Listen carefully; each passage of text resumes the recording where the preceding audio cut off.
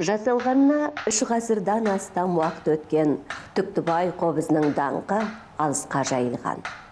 Ел осынау аспапты кейде жеке адамның бұйымы деп қарамай, күн нұрындай шапағат шуағын төңірекке мол шашқан ортақ мүлік ретінде екейлердің ескі қобызы деп атайды. Бұл қобызға кезінде Сүйінбай мен Жамбылдың қолдары тиген. Ал Шоқан Уәлиханов әйгілі Ыстықкөл сапарында қазір Түктібай бақсының зираты тұрған Шотай Тәуке өзендерінің арасындағы мекенге әдейі ат басын тіреп, көнегөз қариялардың аузынан аспаптың тарихын жазып алған. Түктібай қобызшы болса, алтығанат үйдің іргесін түргізіп қойып, Тәуке ханның сарындары мен қайрауықтың 7 күйін төгілдіріп, өзінің ақыр заман толғауын аңыратып отыратын дейді. Аңыздың айтуынша, қобыз Түктібайға 13 жасында қонады. Бір күні маужырап ұйықтап жатса, түсінде әруақты аталарының бірі аян беріп, «Сен ертең Қорқыттың ата қонысы сыр бойынаттан, сонда Ақтеректің басында томардан ойған қара қобыз ілулі тұрады. Соны алып қайт.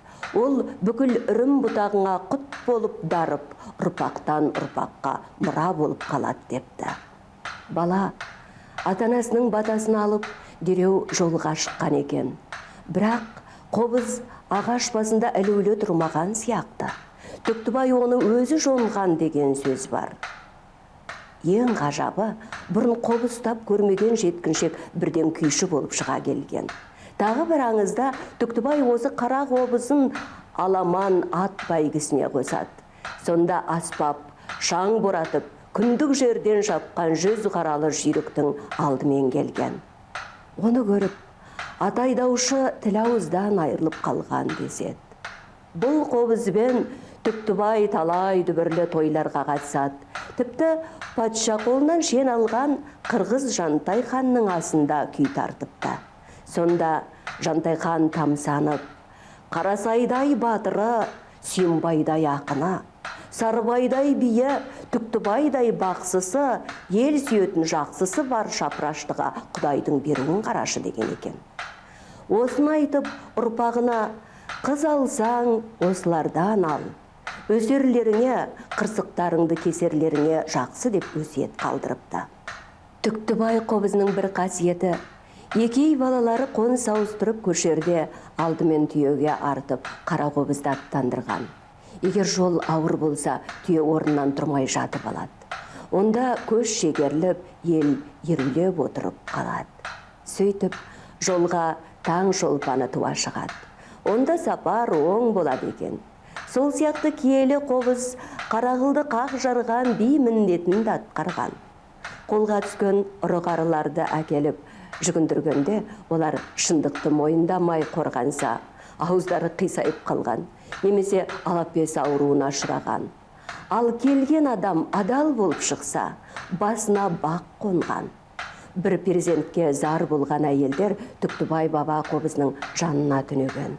Ондай әйелдердің кейін қос-қостап бала көтергені туралы да мысал көп. Қара қобыз шын пейілмен келіп табынған кісі бойындағы қырсықты да кетіреді.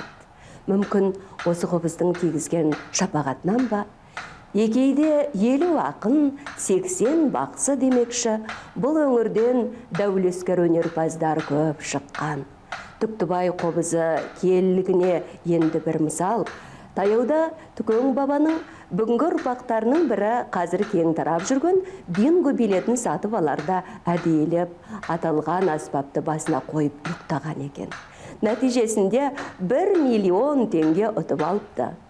Тегінде аспап қадірін білетін қобызшылардың дәстүрінде қобыздың үнді ғана емес, төзімді болу үшін шанағына жас тоқтының қанын құйып отыратын әдет бар.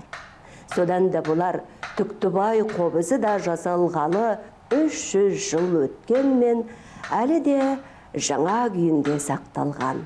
Бетіне тіпті сызат та түспеген.